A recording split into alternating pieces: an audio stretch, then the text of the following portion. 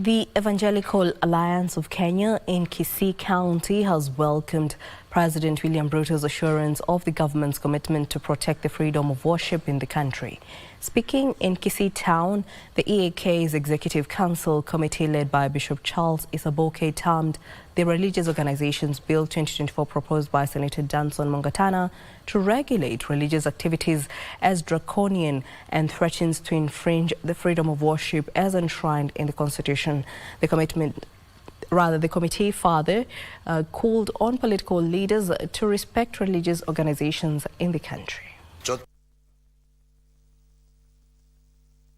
Tunataka president ajue kwamba chochote ambacho kinainuka kinyume na kanisa awe wa kwanza kulisbon na kusimama imara na kusema kwamba kanisa haitakani kufanyiwa mchezo. Athibitishe kwamba hiyo sheria itolewe kule Senate, na namba 2 ikimalizwa kutolewa kwa Senate waombe kanisa msamaha. Kama kanisa pia hatutaweza kuangalia pia inji ya Mungu ikiwa inaharibika na kwamba tuweze kunyamaza.